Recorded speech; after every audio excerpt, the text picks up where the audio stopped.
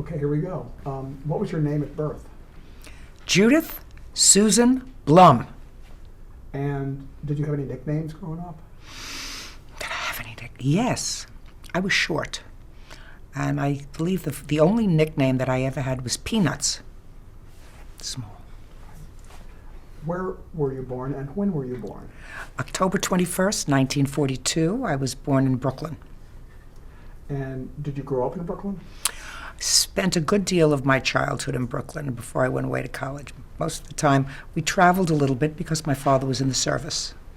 And when he came home from the European front, he was a dentist. We traveled to Alabama, Texas. We traveled around because he took care of people's teeth. What's your father's name? Murray. Okay, and what's your mother's name? Ethel. And what did she do? Ran my father and the rest of us with a very loving hand. Is there anything that your parents did that influenced your passion for the law? I don't think so. What my parents did was set a good example and give me what I consider a reasonable moral compass. We had a loving, warm, extended family. Things were sort of different today, those days, than they are today. People spent their spare time with family. It wasn't soccer practice and violin lessons and jiu-jitsu and taekwondo and running from one activity to the next and then back to a tutor. And then most of the time on Saturday and Sunday, you got in the car and went to a relative that had the house farthest out in the country.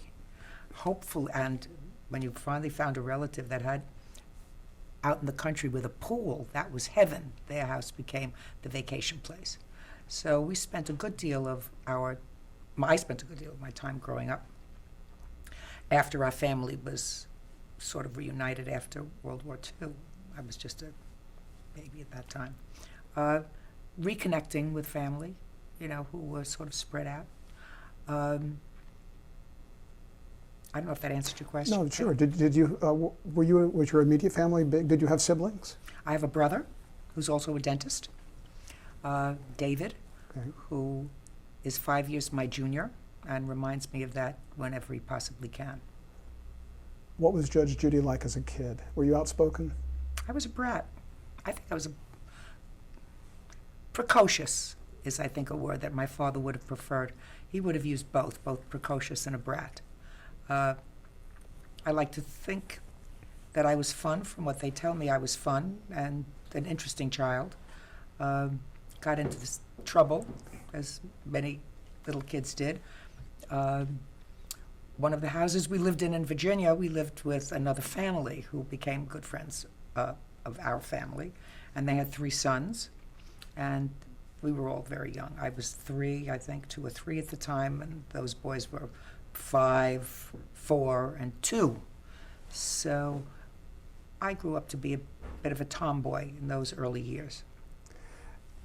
Did you have hobbies? Not that, as a young child? Or any time through your teenage years even? Did I have hobbies? Sure I did. I thought that I could paint for a while. I had absolutely no talent, but I kept pursuing it. I took ballet lessons as a young child. My parents thought I might have talent in that direction. I had none. I stopped pursuing it. I tried piano lessons for a while. I hated to practice, and I found that although I like to sing, I have a little sore throat today. I like to sing, mostly to myself, and that's a good thing for my family. I had no particular musical ability, so I quickly gave that up and found that the thing that I did best was talk. So what did you want to be when you grew up? A lawyer. Always. And how did this come to you? I mean, at what age? Were you young?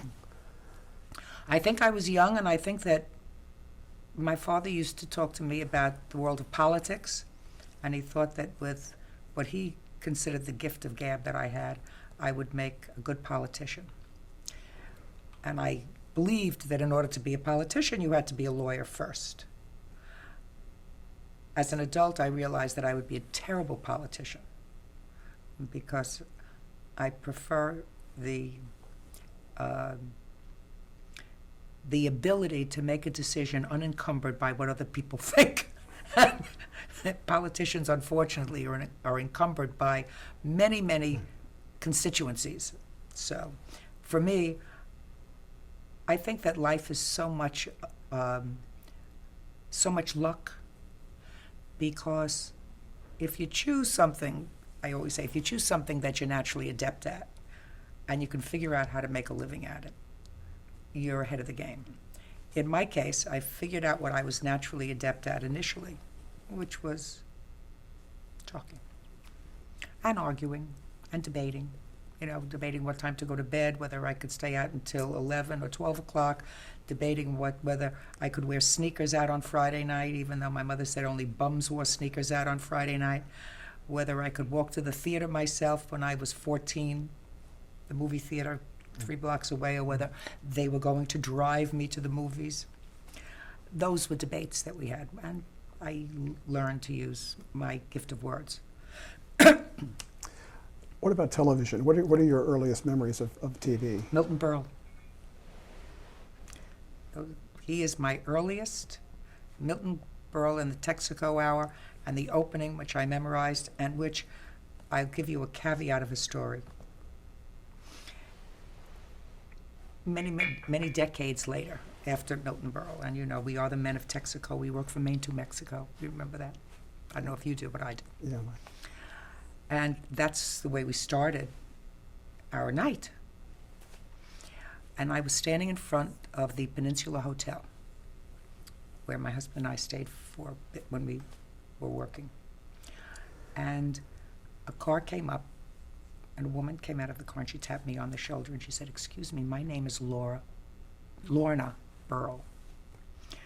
My husband is Milton Berle, and he's a big fan of yours. He watches you every day. He's on his way here from the Friars Club, and he'll be here in 2 minutes. Would you mind?" So, to me, it was a thrill to wait for him. And I waited, and it was just a couple of years, I think, before he passed away. So he got out slowly from the car, and he was wearing sort of a rumpled trench coat. And his wife went over and said, "That's Judge Judy." And he looked up, and he said, "Oh, I love you." And I said, and I went into a rendition of "We Are the Men of Texaco, We Work from Maine to Mexico." And we chuckled back and forth.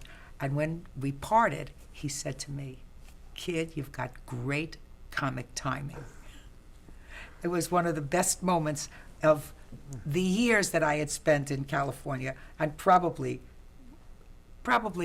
took me back to my childhood. It was just a grand moment. When you were a child watching the Texaco Theater and Milton Berle, did you ever think that you would be on television yourself? We all fantasize. I mean, children always fantasize about being a celebrity. But that's always what it was. It was just a fantasy. I mean, I lived in a very real world. You can't get much more real than being the daughter of a dentist. That's real. Right. And we lived a very middle-class kind of life, lovely. We had a close cadre of friends. We walked to school. We didn't have the same kind of fears that kids have now. But the idea that I had any particular talent that would afford me the opportunity of becoming a celebrity was something that I knew didn't exist, because I was not musical, nor theatrical, nor did I have any acumen that anybody would want to watch on television, so I thought. So it was a fantasy that was, I knew, one that would not be realized for me. I was going to be a working girl. Growing up, did you have anyone that influenced you a lot? My father influenced me a lot. Dentists tell jokes. Most of them tell jokes badly. But my father had a terrific sense of comic timing, and he told a very good story. And I wanted to emulate him. because I was a daddy's girl. And my best friend Elaine's father, George, owned a bar and grill. It was behind the bar, and he too knew how to tell a great story. And we were very close friends since we were 10, and the families knew each other. So between my father and George Cohn, I listened to when to say the word, when to turn the phrase, when to shut up, when to deliver the punchline. And somehow, instinctively, it was easy for me. I got it. And I also, I think, relatively from an early point in my life, knew that I was not an academic scholar. I was an average student. But I understood social situations and I understood people. I don't think I made I don't think I made a conscious choice that I wasn't an academic scholar. That just came naturally. Certain things were easy for me and certain things were not. I mean, math, biology. I wasn't bad in biology, but chemistry, algebra, trigonometry, foreign. They could have taught them in a foreign language. It wouldn't have been easier for me. But I understood people and I understood the nuances of life. Law school was easy for me because it was logical and there was a rhythm to it that I understood. So when we talked a moment ago about celebrity and did you think about it? Well, I never thought about it. But as a young person, when I watched The People's Court, and I had already finished with law school, I said, you know what? I could do that. And at least as well, because while Joe Wapner was a very good judge, he didn't have much of a sense of humor. And I always knew, from a very practical perspective, that you have to marry those two things in order to have be successful in entertainment, at least. That if you were trying to teach somebody something, if you could marry it to humor so that they wouldn't feel as if it was work, but more pleasurable, that was a good fit. Now we're going to stop one moment because we have to. Where did you go to school? Where did you go to high school and college? I went to high school in Brooklyn at James Madison High School. An unremarkable tenure.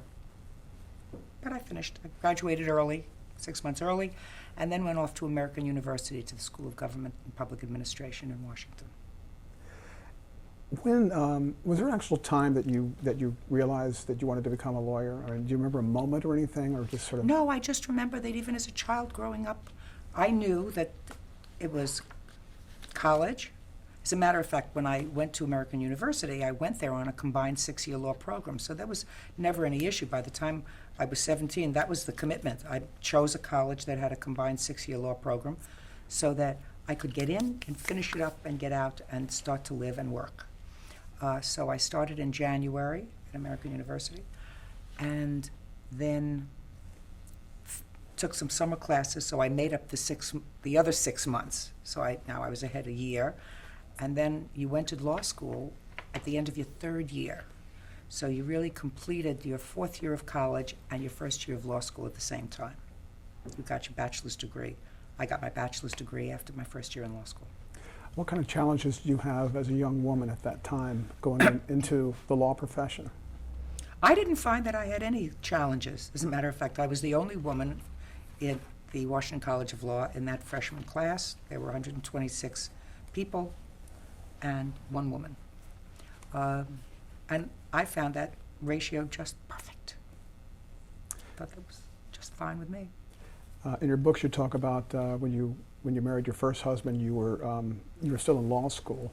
Did that affect your life, your career, some of the choices you were going to make? Oh, it did.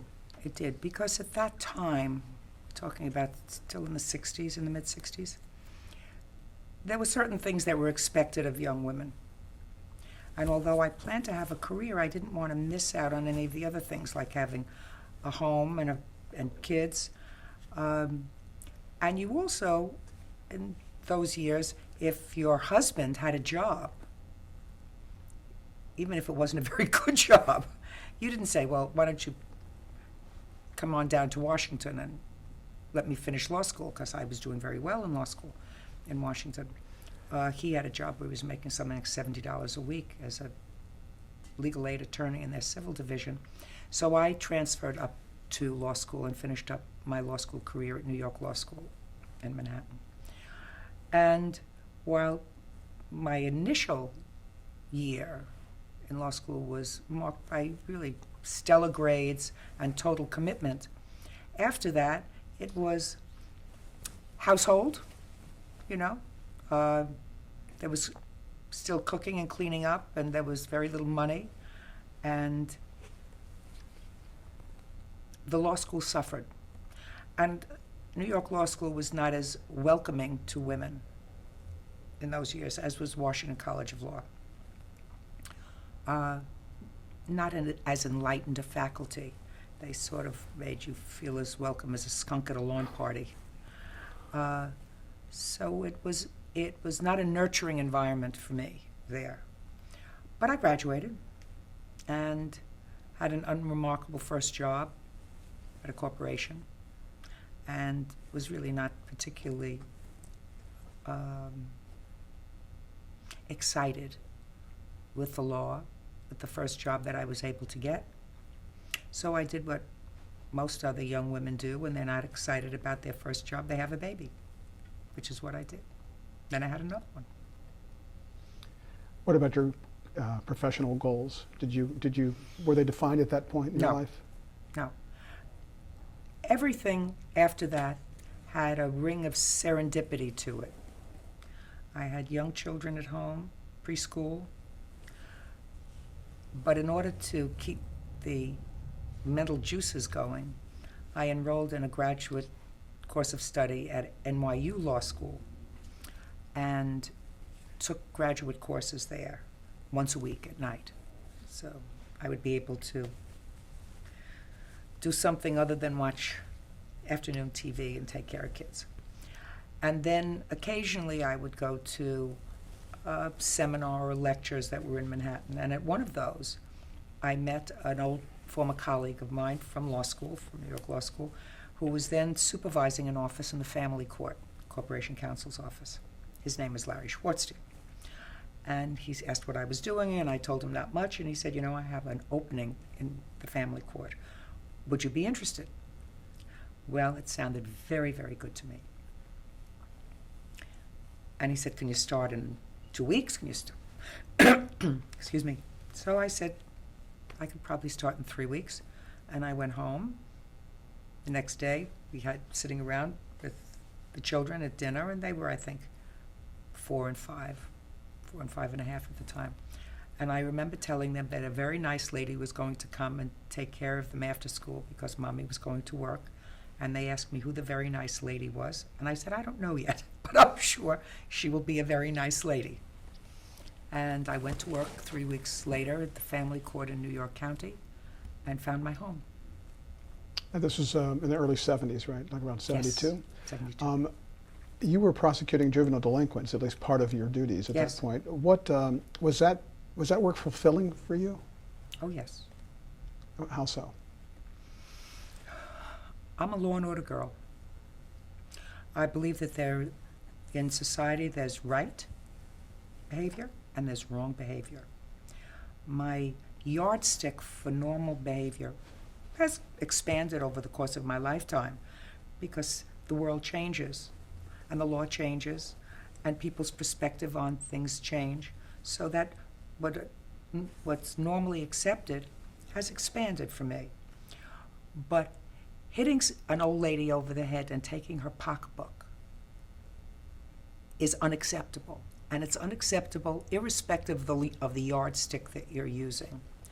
And shooting a cab driver in the back of the head and stealing his $12 that he's worked for a whole night is unacceptable behavior, and you're no less dead if the person who shoots you was 14 or 40.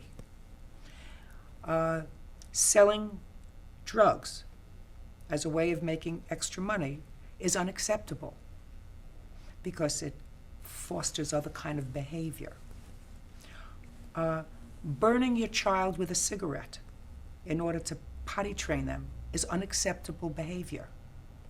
I don't care what yardstick you're using. So I'm a law and order girl. And while I recognize that some of the people whom I prosecuted in family court didn't have the same kind of advantages that I did, a loving home, two parents who sort of pushed me in the right direction, that did not excuse the bad behavior. Because 95% of the other children who were brought up in the same environment did not go out and hurt people. If they did, it would be chaos in the streets all the time. And I always found it irritating and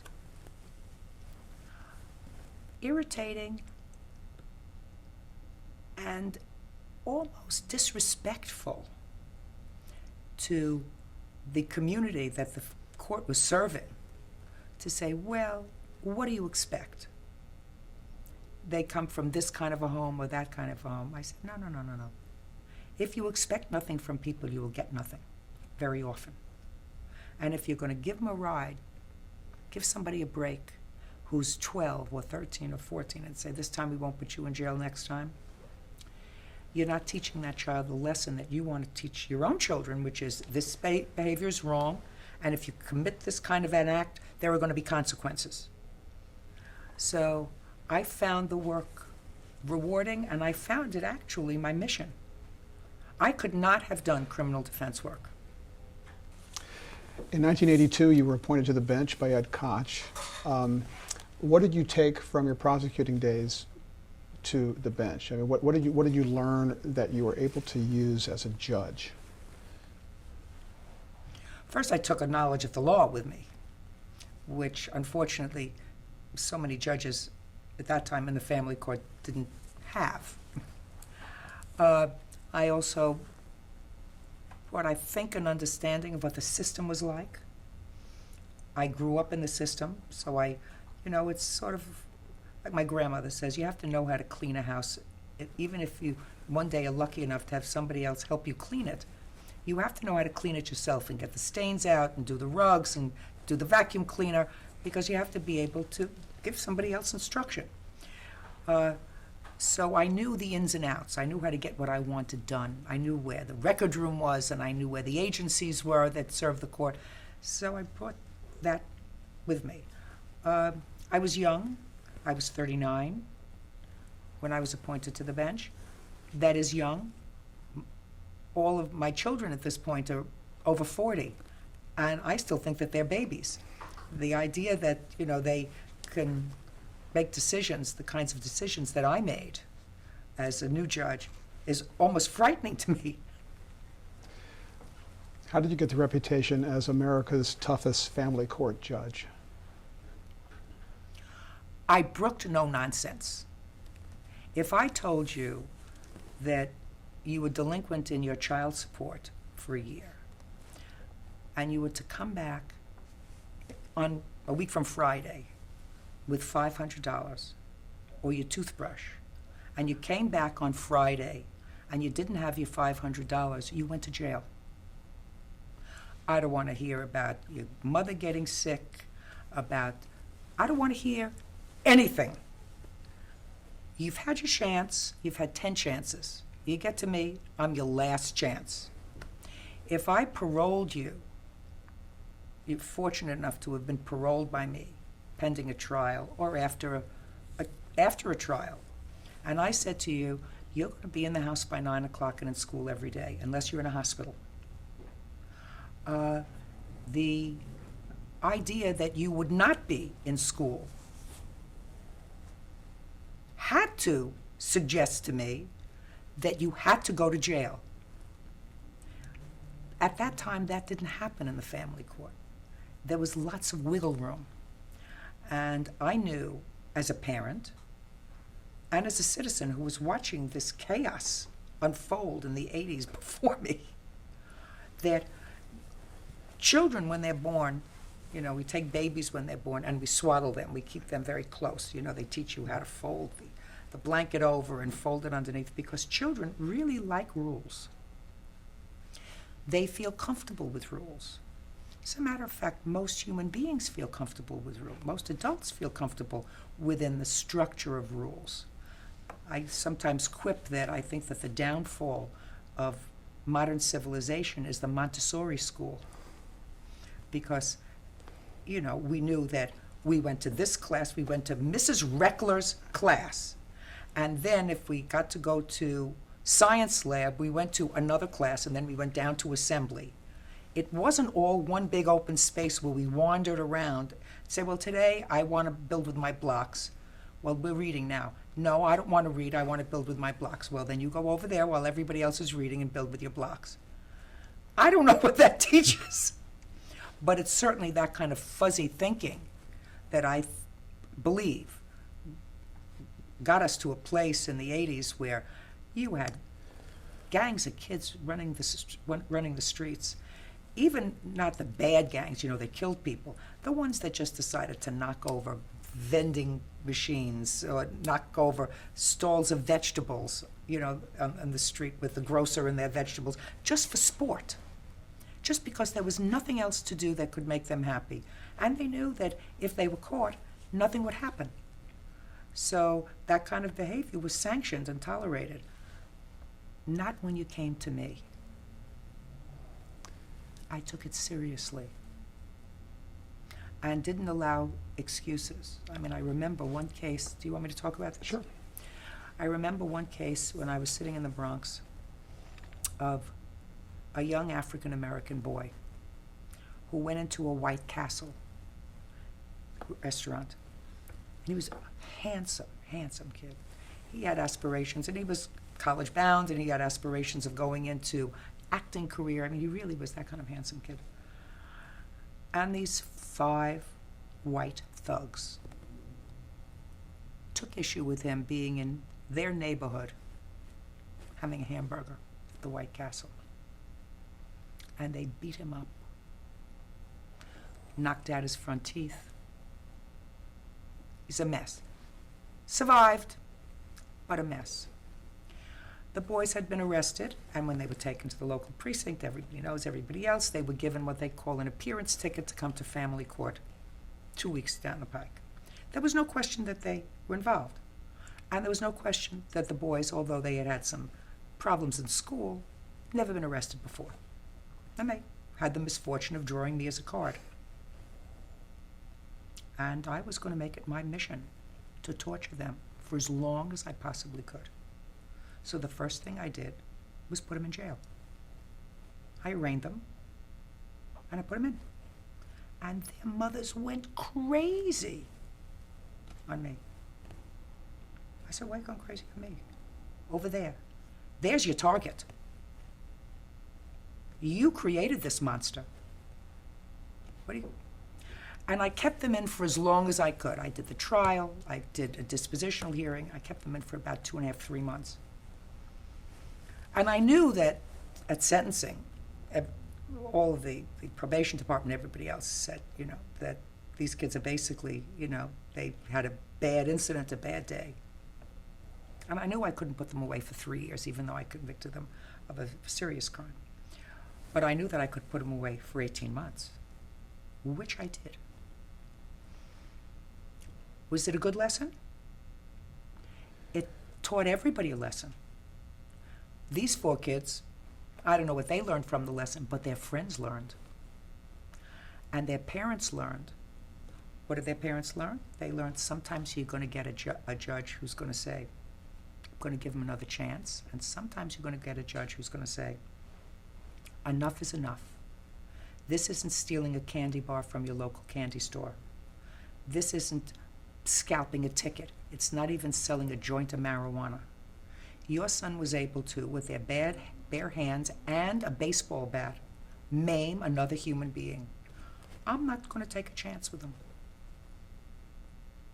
Maybe he won't like a Chinese person. Maybe these 4 boys were Italian. Maybe they won't like a Jewish person. What's to say? Where did they draw the line?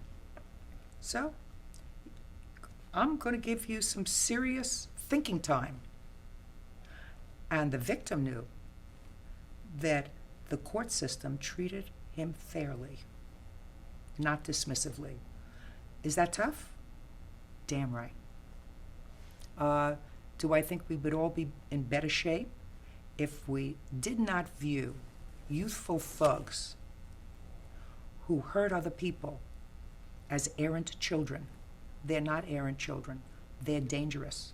And it takes a certain kind of psyche, twisted psyche, to be able to skin a cat, set it on fire, cut off the head of a dog, take a child into the woods and slit their throat. You had a 15-year-old girl who admitted taking her 9-year-old neighbor and slitting her throat from ear to ear because she wanted to see how it felt. You feel sorry for her? Me? I feel sorry for the 9-year-old. That's where my sympathy lies. And for the parents of the 9-year-old, do I feel sorry for the 15-year-old's parents? Yes. They should have caught it sooner. That's their responsibility. They were out to lunch. So does that make me tough? It does. Did you relish that reputation, that title, as America's toughest? Did I relish it? I don't know. I don't think I relished it, but I didn't mind it. I didn't mind it. I never acted out of being mean-spirited. You know, I mean, I had appeared before judges who were just mean-spirited. You said yes, black. They said white. Yes, no, right, wrong. I understood that. Just flexing your muscles to show your power is not where I wanted to be. I don't mind even be self-deprecating. As long as you got the message across, and the message is that the justice system means business. And if you're going to try to make a fool of the justice system by not following the rules, by flaunting its orders, by not abiding by the laws of the place where you live, there is a consequence. I am your consequence. Now you may be lucky. You may get some do-gooder who says, not your fault. But that's the luck of the draw. You may get me. Did you ever feel threatened? No. No. What part of being in a role in family court as a judge was most frustrating for you? The most frustrating part was that despite my best effort, giving it 110% of my effort, most of the time, you couldn't fix most of the families, most of the dysfunctional families. Couldn't fix them. The pathology was too ingrained, the being overwhelmed. I mean, situations very often of their own making. I mean, if you're a poor single woman, you can't raise 7 children in New York and expect them to all be fine. It doesn't happen. You have 6, 7 children, 5 different fathers. The fathers are in jail. You know, you're on welfare, and you take a boyfriend, and the boyfriend comes into your house and he abuses your 13-year-old daughter, and she runs away. All of that dysfunction you have created because you're acting irresponsibly. It's very simple. You're supposed to have the children that you can afford to raise physically and emotionally and financially. And you're not supposed to have a baby because, you know, you want to teach your friend that this is your man and not hers, or because for any other reason, then this is a thoughtful process. It's time to have a child. I can afford to mentally, emotionally, and physically take care of a child. So I act responsibly. When you don't act responsibly, community has to come in and take over at some point. And that's what I saw in the family court. And we had systems put in place to take over for families who couldn't take care of themselves. But they weren't manned by the best minds in the universe. The pay was very low, very frustrating job, sometimes dangerous for caseworkers. Never enough resources, appropriate resources, where to put children in abuse and neglectful situations. So despite your best efforts, most of the time, you didn't make an appreciable difference. The 3 or 4 times a year, if you, like I used to say, like if you broke a sweat, you could make a difference. That made the job worthwhile. But that was the frustrating part. Is there a story behind the trademark lace collar? The lace collar? Mm-hmm. Not really much of a story. My husband and I were traveling in Greece, and we were having dinner at the foot of the Acropolis. And there are stalls there. And it was just about the time that I was appointed to the bench. And there was a lady who was making lace collars. And I said, you know what? Men have the ability, the male judges, they wear a white shirt which shows through, and usually a lovely tie, that was bright colored, so they look terrific. And the women had this black right up against their faces, so any sleep deprivation or sallowness or lack of sun or lack of vacation showed on the women. So I said, I'm going to try that lace collar. First of all, it's a little disarming. You walk in the room and you see a nice little lady sitting there, 39 years old, with a lace collar. You say she wouldn't hurt a fly. That's how the lace collar came about. Little did they know. Little did they know. So what led to your appearance on 60 Minutes? When I was in family court, it's a long story. You ready for the story? Sure. When I was in family court, I believed that family court all courts should be open to the press. Because I honestly believe, and I believe to this day, that the only thing that closed courtrooms do is they foster bad judging, bad lawyering. The public pays for a very expensive judicial system, and the public has a right to see that that law is being dispensed appropriately. And I believe that in the family court as well. So during a period of time when they were having these debates about whether it should be open, I opened my courtroom. One of the reporters that would come in regularly was a reporter who worked for the Daily News. Her name is Heidi Evans. And she was married to Josh Getlin, who worked at the Los Angeles Times. Heidi would come and sit and watch. I refer to them by their first names now because we've since become very good friends. Josh was writing a 3-part series for the Los Angeles Times on people from different parts of the country that shake the bureaucratic cage. Stir things up. And Heidi said to him, why don't you go and sit in Judge Sheindlin's courtroom and watch the way she does business? And he did. And he wrote a great piece. I didn't know what he was doing there for a week until, a week later I called him up. I said, what are you doing? And he told me.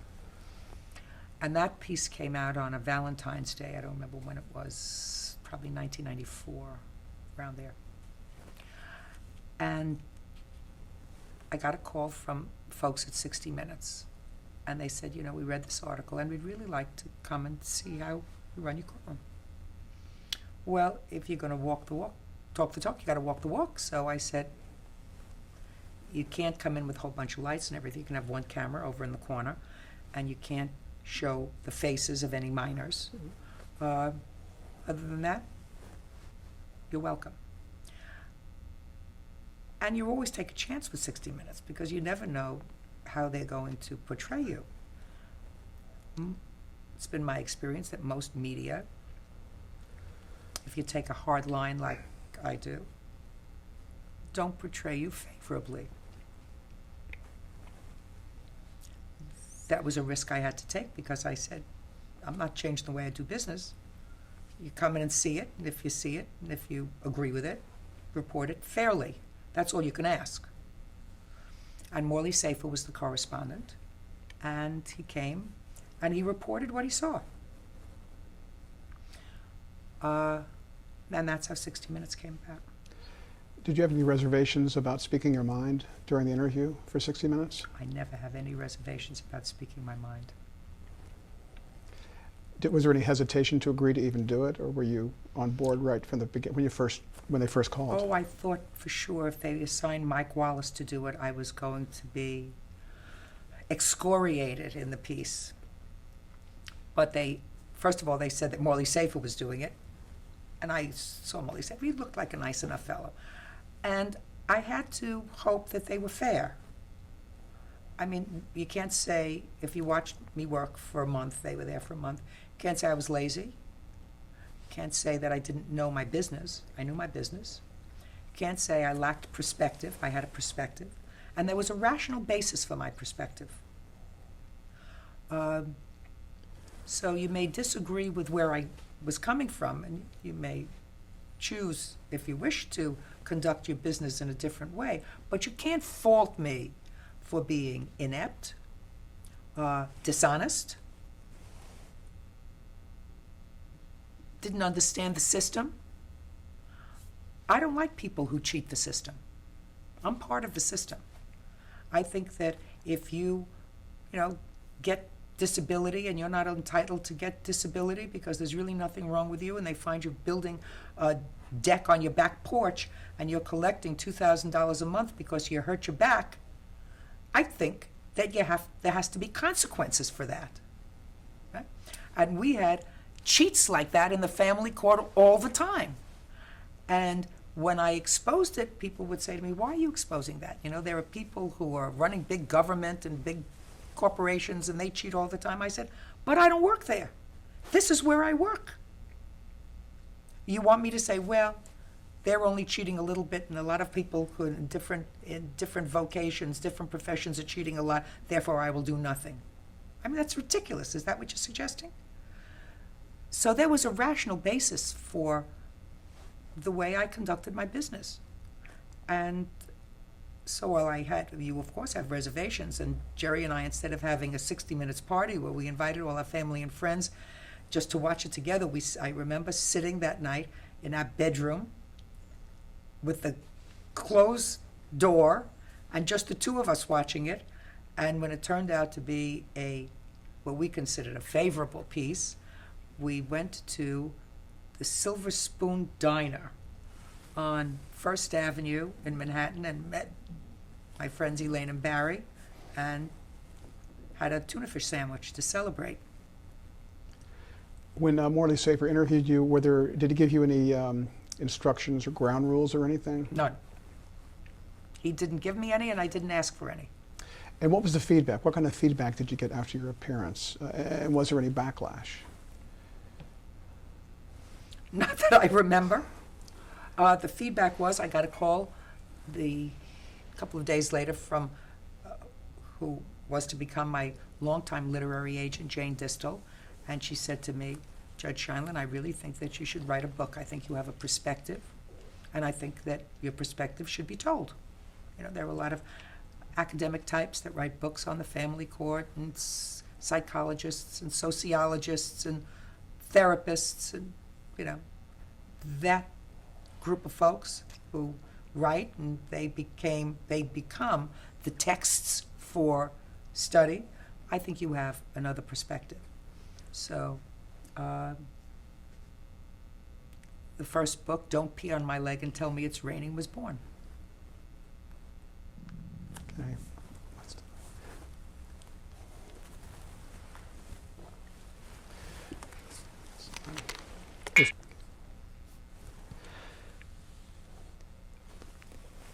What was the experience like being on television, being interviewed? I mean, did you enjoy it? Did you have aspirations at all at that point that you would be on television?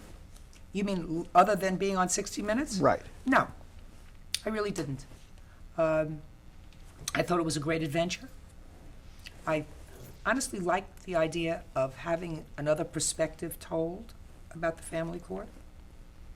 But I had no thought of anything after that. I wrote a book, thought that would be fun, having it published and running around to the bookstores and taking your book and taking it from the back and putting it in the front was something that we enjoyed doing. So what led to Judge Judy, the show that you're doing currently, Judge Judy? A couple of years after 60 Minutes, I was working. I was in my chambers. It was lunchtime, and I got a call from a young woman whose name is Sandy Spreckman. She had been one of the segment producers on the People's Court, which had gone off the air a couple of years before.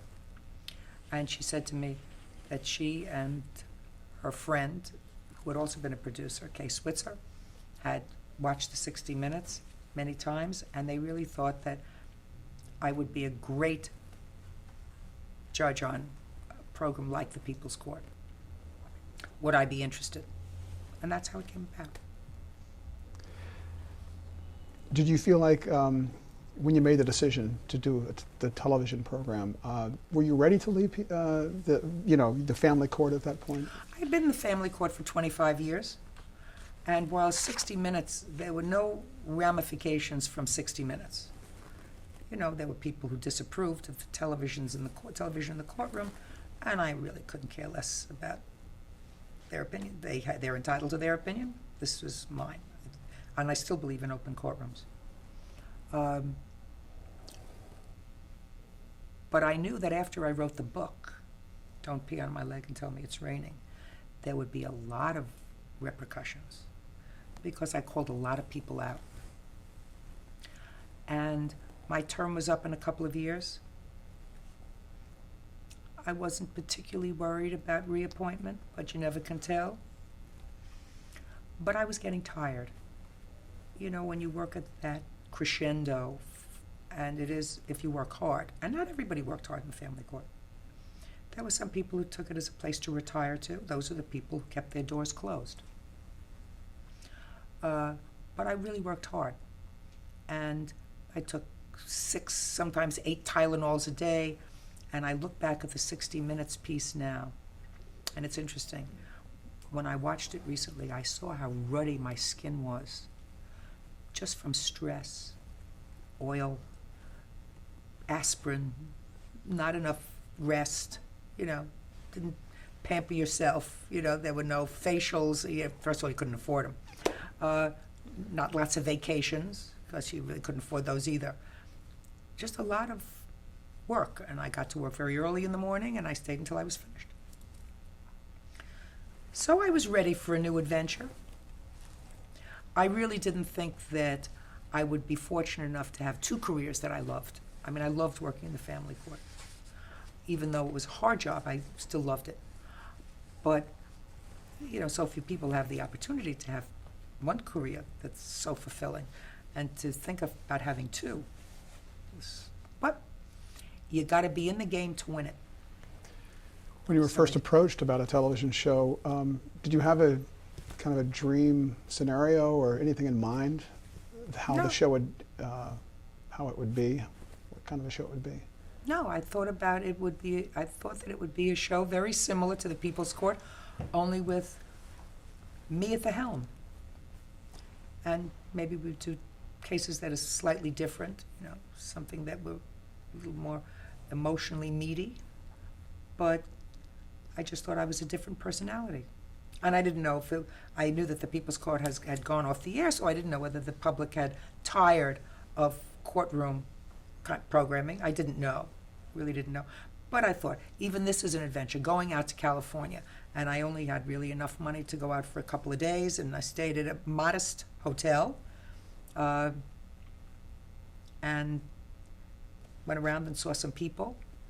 And Larry Little from Big Ticket Television liked what he saw, liked what he heard, and said, I'll make you an offer, and we'll do a pilot and see what happens. That's what we did. And what was the pilot like? I mean, was there... Awful. What Absolutely was the awful. premise? It was People's Court kind of thing, but they really didn't have a sense of who I was. And they thought I was an actress, and I'm not. So they had some ridiculous cases, you know, ridiculous cases. I don't know, they real people, not real, whatever it was. I need to deal with reality because I don't have a script. And I'm really working off what the facts are and what the people are really like. And if the people are not real, it's hard for me to get into it. So the pilot was actually quite awful. And everybody realized that it was quite awful, especially me. So what they did was they did a sales tape. Instead of doing a pilot, they put together snippets of 60 minutes, and they put together a little bit of interview, and that's what they presented at NAPI. And I went to NAPI, and I schmoozed all the station managers, and lo and behold, we managed to clear enough of the country to get on the air that first year. We weren't in great time periods, and we weren't on great stations, but we were on the air. And I think probably almost immediately they saw that there was a growth. We'd start little, and then somebody told somebody else about it, and they told 3 people over the fence, and before you knew it, we were hitting a number that was almost reasonable. And by the second year, we were in like Flynn. When the decision was made to title the program, were there several titles that were considered before Judge Judy was settled on? Well, I sort of liked Hot Bench. That shows you how dumb I was. Because certainly, if you're smart, you name the program Judge Judy, because then they can't replace you. People's Court, they've had 4 or 5 judges on the People's Court. They could have had a dozen judges on Hot Bench.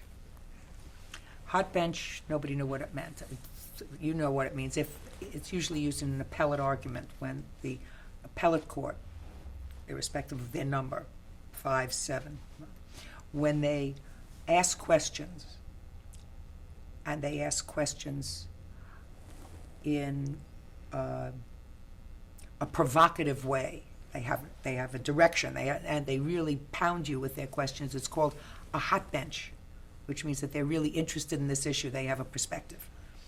So they eliminated hot bench, and then I thought about Judy Justice, because sometimes my court officers, if they had an errant guy outside who didn't bring all the child support money he was supposed to bring, they would go outside and they say, you better get the money, because otherwise you're going to be in for a dose of Judy Justice. So I thought Judy Justice might be fun. I was overruled. They called it Judge Judy. And unless they find another one that looks like me, I'm it. Were you known as Judge Judy before? No. Before that? No, as a matter of fact, the first time somebody said, I'd like you to meet Judge Judy, I was furious. I said, that's like Buffalo Bob Smith or Clarabelle. I'm Judge Sheindlin. The television personality is Judge Judy, but I'm Judge Sheindlin. And I still don't refer to myself as Judge Judy. I don't. This is Judge Judy Sheindlin. If you notice, even when I do promotions, it's not much Judge Judy at 4 on. I said, that's not me. I'm Judge Judy Sheindlin. But when the fans come up and say Judge Judy, you're okay with that? I'm fine with that, but I don't refer to myself that way. We've conditioned the fans to refer to me as Judge Judy. But I'm not conditioned there in my head. You said big ticket entertainment or television approached you. Was it a pretty easy decision for you? I think Spelling Entertainment, that was a division of Spelling Entertainment. Yes, it was. Was that an easy decision for you, and what kind of input did you have in those very early stages? I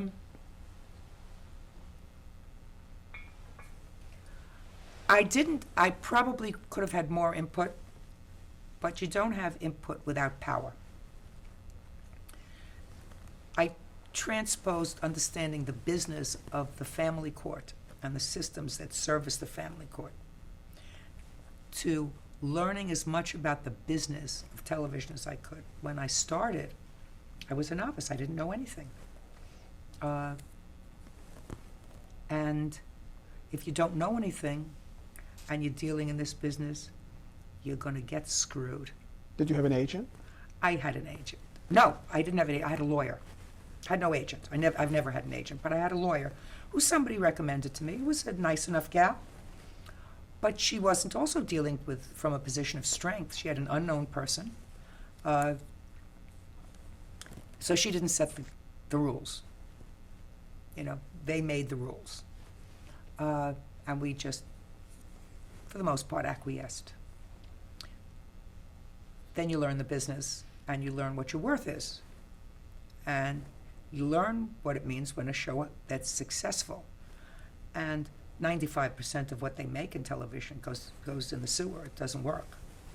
So when they finally find a product that works and that people like, and it's easy to make, and you have somebody who's, you know, a grown-up person, and I was a grown-up when I came into the business, so they didn't have to worry about me going out partying without my underpants on. What you have to do is you have to be able to deal from a perspective of strength and power. And that's a shifting sand in this business. You know, at the beginning they have the power, then at the middle it's sort of shared power, and then you'll ride a crest. Like now, I've had a wonderful run. If it's over, it's over. Right now, our viewers both here and around the world seem to like the program, so we'll continue to do it. When it's over, it will be over, but if you decide to hang on to me, if you decide to hang on to a program, once the welcome mat is being slowly withdrawn, that's a big mistake, because then you lose your power. And once you lose your power, you lose your edge in dealing with people whose business it is to make television. I never want to be in that position again. Too old. From the time you were doing, I guess, test shows or test runs, to the time that the show was actually up and running, a guy named Randy Douthit came in. I think he was with Larry King before that. How did things change, and what did he contribute? Randy is a pro. He brings a news background to the show. I mean, he did Crossfire as well as Larry King. Lots of other things as well, and he understood the entertainment part of it, but he came as a news person, and he understood me.